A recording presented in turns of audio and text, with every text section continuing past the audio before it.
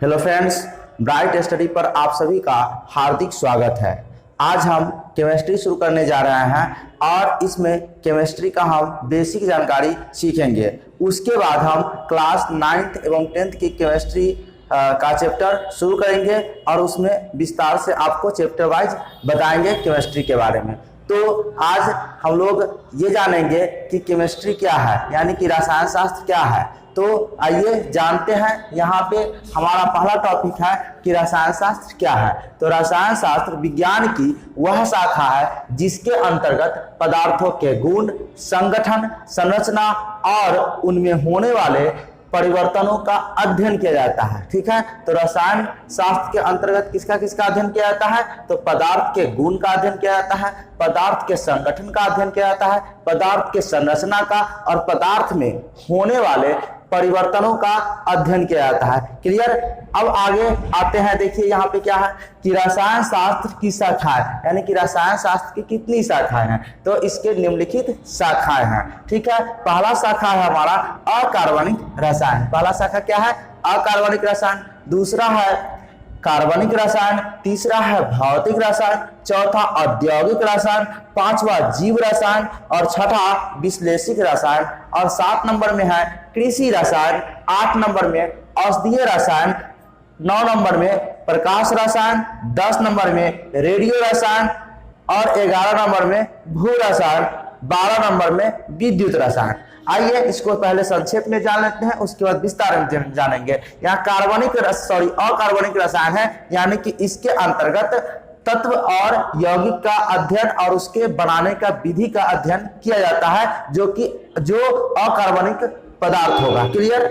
दूसरा है कार्बनिक रसायन, यानी कि इसमें कार्बनिक पदार्थ का अध्ययन और बनाने का तरीका का अध्ययन किया जाएगा। भौतिक रसायन, इसमें जो भौतिक विधि होगा उसका अध्ययन किया जाएगा। इसमें औद्योगिक, यानी कि उद्योग से जुड़े जो भी वस्तु होंगे उनको बनाने का अध्ययन किया जाएगा। जीव रसायन, यहाँ प्राणी से संबंधित जो अध्ययन होगा उसका अध्ययन किया जाएगा। विश्लेषिक रसायन, इसे अंतर्गत पदार्थों के पहचान, आयतन और आकार का अध्ययन किया जाता है। कृषि रसायन, यहाँ कृषि से संबंधित जो कृषि के योग्य जो दवा हो गया, खाद वगैरह हो गया, उसका अध्ययन किया जाता है। औषधीय रसायन, यहाँ मानव से संबंधित जो औषधि दवा का जो निर्माण होता है उसके बनाने का जो तरीका होता है उसका अध्ययन किया जाता है। प्रकाश रसायन, यहाँ प्रकाश से संबंधित चीजों का अध्ययन किया जाता है। रेडियो रसायन, यहाँ पे रेडियो एक्टिविटी जो होता है, रेडियो एक्टिविटी उससे संबंधित अध्ययन किया जाता है। यहाँ भू रसायन है, यहाँ भूमि से संबंधित इसका अध्ययन किया जाएगा।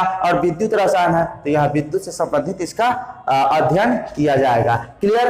अब आइए इसका हम विस्तार पूर्वक इसके बारे में जानते हैं। आइए अब जानते हैं कि अकार्बनिक रसायन क्या है, इसके बारे में जानते हैं। इसके अंतर्गत किसका अध्ययन किया जाता है? देखिए, इसके अंतर्गत सभी तत्वों एवं उनके यौगिकों को बनाने का अध्ययन किया जाता है। यानी कि अकार्बनिक रसायन के अंतर्गत जितने भी तरह के तत्व हैं उन्हें एवं उनके यौगिकों को बनाने का अध्ययन किया जाता है। एक बात आपको ध्यान रखना है कि इसके अंतर्गत कार्बनिक यौगिक का अध्ययन नहीं किया जाता है, क्योंकि यहाँ पे अकार्बनिक रसायन है, तो इसके अंतर्गत कार्बनिक रसायन का अध्ययन नहीं किया जाएगा, लेकिन कार्बनिक यौगिक जो होगा उसका अध्ययन नहीं किया जाएगा। नेक्स्ट हमारा है कि कार्बनिक रसायन, इसके अंतर्गत मुख्य रूप से कार्बन तथा उसके यौगिकों के बारे में अध्ययन किया जाता है। यानी कि यहाँ नाम से ही स्पष्ट है कि कार्बनिक रसायन, तो इसके अंतर्गत मुख्य रूप से कार्बन तथा कार्बन के यौगिक के बारे में विशेष रूप से अध्ययन किया जाता है। नोट, यहाँ पे आपको नोट याद रखना है ये वाला पॉइंट कि इसके अंतर्गत कार्बोनेट, बाइकार्बोनेट, कार्बन मोनोऑक्साइड तथा कार्बन डाइसल्फाइड का अध्ययन नहीं किया जाता है, जबकि इन सब में कार्बन है लेकिन इसका अध्ययन इसमें नहीं किया जाता है। ये आपको याद रखना है। क्लियर। इस पॉइंट को आप याद रखेंगे कि कार्बनिक रसायन के अंतर्गत कार्बोनेट, बाइकार्बोनेट, कार्बन मोनोऑक्साइड और तथा कार्बन डाइसल्फाइड का अध्ययन नहीं किया जाता है। ये क्या होता है ये आगे के वीडियो में हम बता देंगे। तीसरा हमारा है कि भौतिक रसायन, इसके अंतर्गत किसके अध्ययन करते हैं? तो इसके अंतर्गत रासायनिक अभिक्रियाओं एवं सिद्धांतों का अध्ययन किया जाता है। यानी कि भौतिक रसायन के अंतर्गत रासायनिक अभिक्रियाओं एवं उनके जो सिद्धांत होते हैं उनका अध्ययन किया जाता है। नेक्स्ट हमारा है औद्योगिक रसायन। क्लियर। तो इसके अंतर्गत दैनिक जीवन में उपयोग होने वाले वस्तुओं को बनाने की विधियों का अध्ययन किया जाता है। यानी कि औद्योगिक रसायन जो है उसके अंतर्गत किसका अध्ययन होता है, जो डेली यूज का जो वस्तु होता है उसको कैसे बनाया जाता है उसका अध्ययन किया जाता है। जैसे आप प्लास्टिक है, साबुन है, कपड़ा है, इस तरह के बहुत सारे प्रोडक्ट है जो दैनिक जीवन में यूज होता है, तो उसको बनाने का अध्ययन इसी रसायन के अंतर्गत किया जाता है, औद्योगिक रसायन के अंतर्गत। क्लियर। नेक्स्ट हमारा है जीव रसायन। इसके अंतर्गत जीवधारियों में होने वाले रासायनिक अभिक्रियाओं तथा प्राणियों एवं वनस्पतियों से प्राप्त पदार्थों का अध्ययन किया जाता है। यानी जीव रसायन के अंतर्गत जीवधारी में जो परिवर्तन होता है, रासायनिक परिवर्तन, रासायनिक अभिक्रिया, उसको अध्ययन किया जाता है। साथ में प्राणियों एवं वनस्पति से जो पदार्थ प्राप्त होता है उन सभी का अध्ययन इसी रसायन के अंतर्गत किया जाता है। क्लियर। उम्मीद है कि ये समझ में आया होगा।